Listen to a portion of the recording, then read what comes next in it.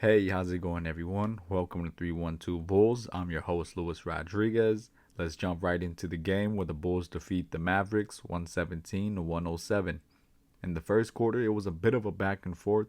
The Bulls were able to score with ease, but the Mavericks had a run of their own that had them lead the first quarter 33 to 32. It didn't take long for the Bulls to snatch the lead back, as their fast-paced style of play got them easy transition buckets along with wide open three-pointers. Our perimeter defense was solid throughout the whole game, but we allowed a few mistakes on the interior defense as the Bulls led the half by 7 points, 61 to 54. It was in the second half where the Bulls left their mark on the game. They played with more energy than they did in the first half, which allowed them even more transition buckets. However, it was the three-pointers that changed the game, as nearly all the starters but DeRozan made a three. In the fourth quarter, we got to see our own version of the Showtime Bulls. Lonzo throwing full court passes, Lavine and DeRozan with spectacular dunks. Our style of pace and two-way play was a main contributor to why we won this game. The Bulls led by as much as 18 points while finishing the game 117 to 107. I wasn't only impressed with one player, but by multiple players who I felt stepped their game up. One of these players is Lonzo Ball.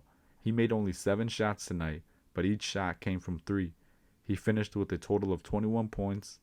And coming into this season, I was worried Lonzo Ball would be reluctant to shoot threes, but he proved me wrong by shooting threes confidently whether it goes in or not. The second player I was impressed by was Nikola Vutrevich, who has been in a bit of a slump. Today he was more assertive, and I'm glad that Billy Donovan made it an emphasis to get him the ball. He finished with 18 points and 10 rebounds. I hope he plays with the same amount of confidence as our schedule only gets harder from here. Last but not least, the third player I was most impressed by was Alex Caruso. His defense has always been consistent, but I always want him to be aggressive on offense. And well, tonight we saw just that. Caruso finished with 16 points. He was on fire from 3 and played defense that got him easy layups in transition. He led the Bulls teams with a crazy 6 steals. This win wouldn't have been possible if it wasn't for our 2 stars in DeRozan and Lavine. Zach Lavine took charge with 23 points. He was upset at not getting a few foul calls, but I felt like that fueled him to play even harder. He ended the game with a signature 360 dunk that had the United Center jump off their feet. Meanwhile, DeRozan had an off night but was still able to reach 17 points. He was 7 of 20 from the field, but his presence alone distracts the other team's defense. And since he wasn't scoring much the whole game, he was able to find open teammates, registering 6 assists for the game. The last starter I haven't mentioned yet is Javonte Green. I was worried about the height difference early in the game as he was guarding Porzingis. However, that worry went away, as when I watched him play, he was playing bigger than he actually is. He grabbed multiple rebounds out of the hands of taller defenders. His hustle plays definitely gave energy to the rest of the team. He finished with 7 points on only 21 minutes. While the Mavs tried to take advantage of his size, they didn't get too far. I do wish that Billy Donovan would give him more minutes, as I believe he betters our team. On the bench, we got our regular minutes for Ayo Dosunmu and Derrick Jones Jr. Derrick Jones played solid given the minutes he had. He picked up 7 rebounds with 6 points. The stats don't show you his hustle on defense, but he was able to disrupt multiple shots and make the Mavericks uncomfortable.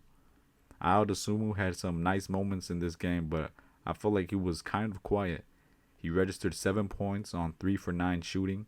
Some of his shots, in my opinion, felt a little forced, and although I love when he pushes the pace, I do encourage him to take his time. We didn't see much from Tony Bradley.